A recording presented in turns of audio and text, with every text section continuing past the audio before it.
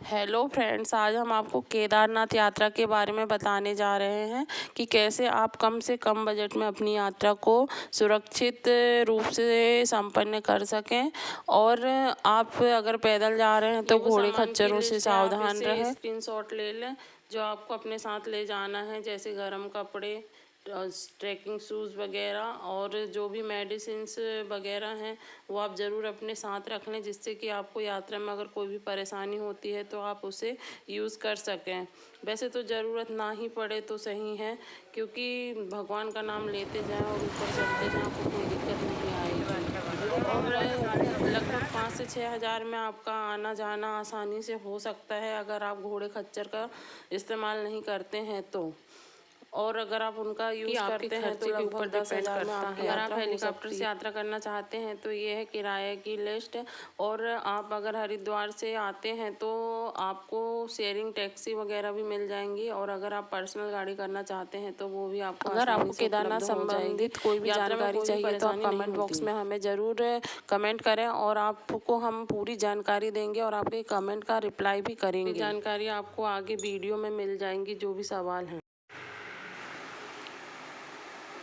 नमस्कार दोस्तों, आज हमने केदारनाथ धाम की यात्रा 15/6/2024 को प्रातःकाल 3 बजे सीतापुर से प्रारंभ की। सर्वप्रथम सीतापुर से सोनप्रयाग और सोनप्रयाग से फिर गौरीकुंड तक का सफ़र टैक्सी के द्वारा तय किया गया। और गौरीकुंड पहुंचने के बाद हम लोग घोड़े से केदारनाथ धाम की ओर गए, जहां घोड़े का किराया प्रति व्यक्ति 3,200 रुपये है, जिसकी रसीद काटी जाती है। यह कीमत सरकारी कीमत है, और यदि आप आगे से घोड़ा लेते हैं तो यह कीमत कुछ कम या ज़्यादा भी हो सकती है। वैसे तो केदारनाथ ट्रैक पर यदि आप पैदल जाते हैं रखना है, रखना है, नहीं रखना भैया। बहुत मजबूत है, ऐसा लग रहा था बहुत मजबूत है, दम घुट गया, अजीब सा लग रहा था पूरा। नहीं होता, आप तो सब मजाक भी लेते हो, ऐसे में तो होता है जी अटक बटक, कुछ नहीं होता। और एकदम सांसें ही नहीं आ रही थी। देखिए उड़ रहा है।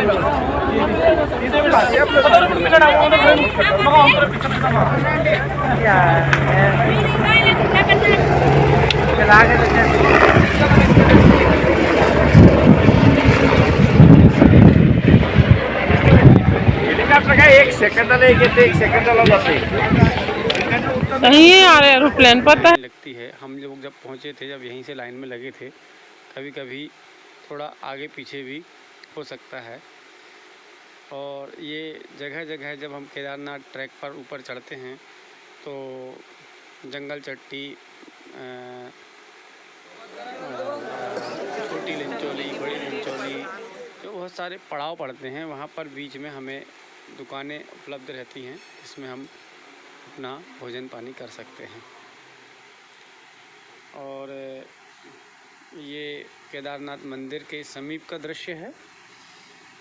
दोपहर का समय है और बारिश होने लगी है। हम लोग मंदिर की लाइन में प्रातः 11 बजे लग गए थे, लेकिन दर्शन हमें लगभग शाम को 5 बजे के लगभग हो पाए। किसी विशेष पूजा के चलते मंदिर में दर्शन रोक दिए गए थे।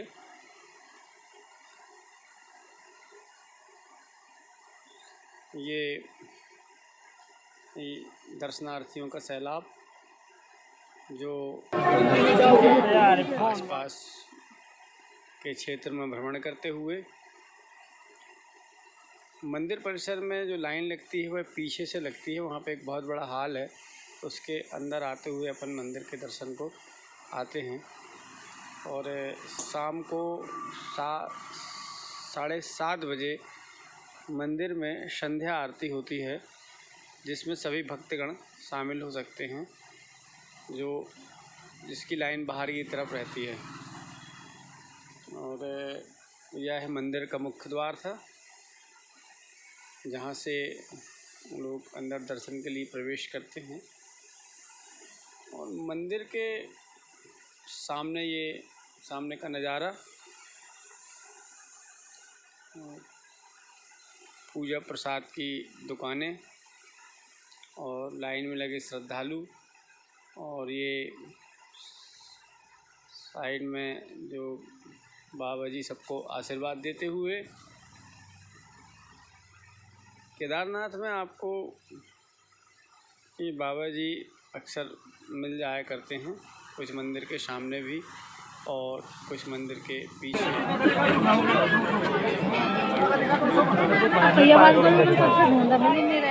जो तपस्वी और अघोरी बाबा जो रहते हैं, वो आपको हिमालय की वादियों में मंदिर के से दूर देखने को मिल जाएंगे।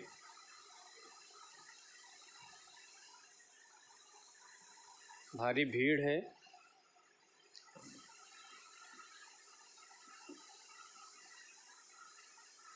कभी भी केदारनाथ यात्रा करना हो तो जून के प्रारंभ से मध्य तक ही करना चाहिए, क्योंकि जुलाई के माह में बारिश प्रारंभ हो जाती है। तो ज़्यादा बारिश होने से जो हरिद्वार से सोनप्रयाग का रास्ता है और वहाँ से जो बद्रीनाथ का रास्ता है, क्योंकि पहाड़ी क्षेत्र होने के कारण पहाड़ फिसलने की संभावनाएं बढ़ जाती हैं। रोडों में अक्सर जाम लग जाता है। जहाँ तक संभव हो जून के माह में दर्शनों को यात्रा करनी चाहिए बारिश के पहले। आपको हमारे बुजुर्ग ये मंदिर जिनकी उम्र भक्तों की लाइन 70 साल 80 साल और मंदिर के 90 साल के लगभग भी होगी। हम इन्हें प्रणाम करते हैं कि इन्होंने अपने साहस का परिचय दिया। और बाकी तो बहुत सुंदर दृश्य है सामने वाला। इसमें एक दो हमने पूरा चार्ज किया हुआ है, अभी 80% है। ये उठते हुए बादल ऐसे लग रहे कि रियली संगम हो। बहुत सुंदर ये वाला नजारा, फोटो तो इसका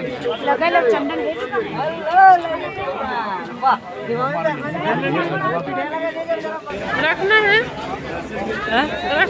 नहीं रखना भैया। बहुत मजबूत है, ऐसा लग रहा था बहुत मजबूत है, दम घुट गया, अजीब सा लग रहा था पूरा। नहीं होता, आप तो सब मजाक में लेते हो, ऐसे में तो होता है जटक बटक, कुछ नहीं होता। और एकदम सांसें ही नहीं आ रही थी। देखिए उड़ रहा है।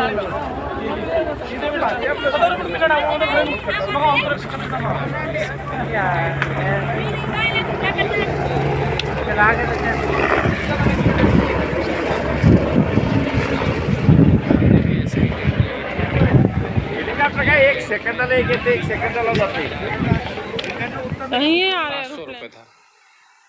ये पुनः हेलीपैड के पास, यहाँ पे ये पीछे से केदार घाटी की दर्शन करिए। लोग हेलीकॉप्टर में लोग नंबर से आना जाना लगता है। हेलीकॉप्टर आता है लेकिन बंद नहीं होता है, बस गेट खुलते हैं, सवारी उतरती हैं और वापस जाने वाली सवारी बैठ के उसमें चली जाती है।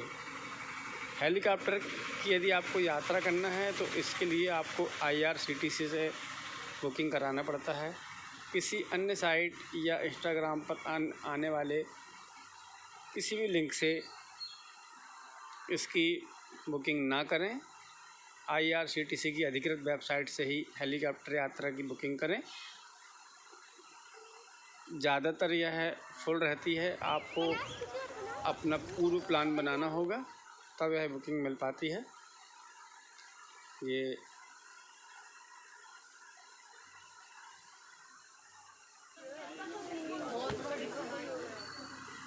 केदारनाथ का ट्रैक है। ये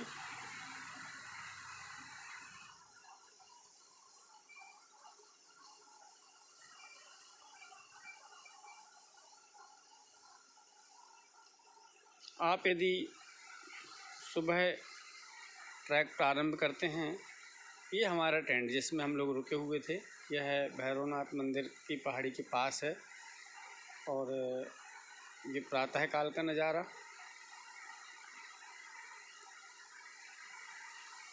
रात्रि में यहाँ पर ठंड बढ़ जाती है और जो सुबह सुबह तक रहती है, उसके बाद मौसम फिर सामान्य हो जाता है। सुबह 5 बजे 5:30 बजे से ही हेलीकॉप्टरों का आवागमन शुरू हो जाता है और ये आप देख रहे हैं कि एक के बाद एक हेलीकॉप्टर आते जा रहे हैं।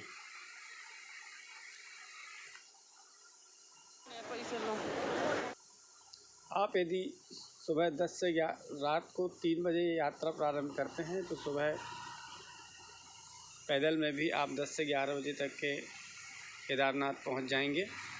11 बजे से 12 बजे तक में।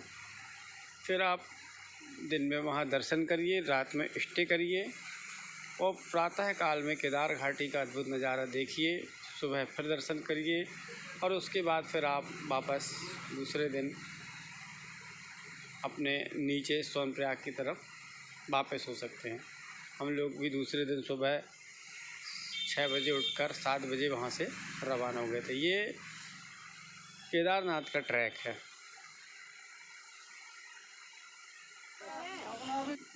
बहुत ही सुंदर प्राकृतिक दृश्य रहता है। पहाड़, वन, पर्वत और कलकल बहती हुई नदियाँ, इतने सुंदर प्राकृतिक दृश्य, ऐसा महसूस होता है कि मानो हम सही में स्वर्ग में आ गए हैं। ये लौटती का ट्रैक है।